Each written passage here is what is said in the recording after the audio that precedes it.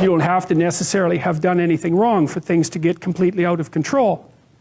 It's a terrifying doctrine, but it's not a hopeless doctrine because it still says that there's a way forward, there's a pathway forward, and the pathway forward is to adopt a mode of being that has some nobility so that you can tolerate yourself and perhaps even have some respect for yourself as someone who's capable of standing up in the face of that terrible vulnerability and suffering, and that the pathway forward, as far as the existentialists are concerned, is by, well, certainly by the avoidance of deceit, particularly in language, but also by the adoption of responsibility for the conditions of existence and some attempt on your part to actually rectify them. And the thing that's so interesting about that is, well, two, as far as I'm concerned, and some of this is from clinical experience. You know, if you take people, and I've told you this, and you expose them voluntarily to things that they are avoiding and are afraid of, you know, that they know they need to overcome in order to meet their goals, their self-defined goals.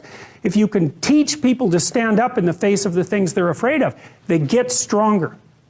And you don't know what the upper limits to that are, because you might ask yourself, like, if for 10 years, if you didn't avoid doing what you knew you needed to do, by your own definitions, right, within the value structure that you've created to the degree that you've done that, what would you be like? Well, you know, there are remarkable people who come into the world from time to time, and there are people who do find out over decades-long periods what they could be like if they were who they were, if they spoke their being forward. And they get stronger and stronger and stronger, and we don't know the limits to that. We do not know the limits to that. And so you could say, well, in part, perhaps the reason that you're suffering unbearably can be left at your feet, because you're not everything you could be, and you know it. And of course, that's a terrible thing to admit, and it's a terrible thing to consider, but there's real promise in it, right? Because it means that perhaps there's another way that you could look at the world, and another way that you could act in the world, so what it would reflect back to you would be much better than what it reflects back to you now. My experience is with people that we're probably running at about 51% of our capacity. I mean, you can think about this yourselves.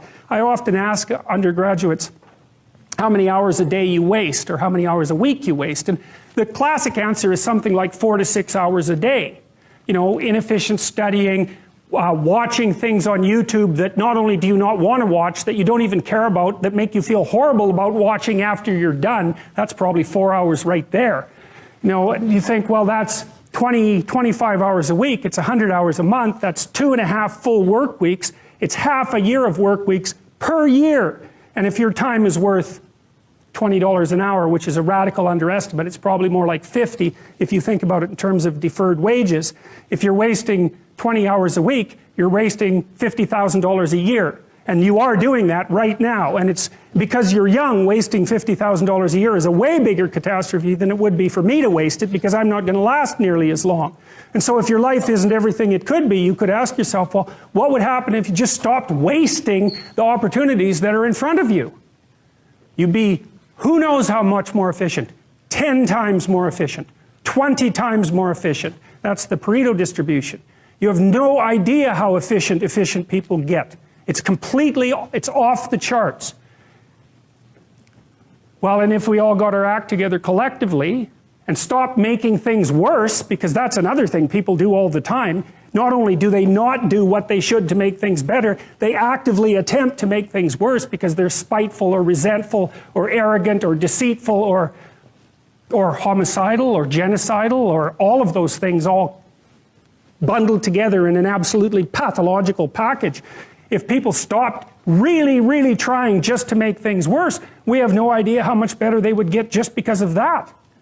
So there's this weird dynamic that's part of the existential system of ideas between human vulnerability, social judgment, both of which are major causes of suffering, and the failure of individuals to adopt the responsibility that they know they should adopt.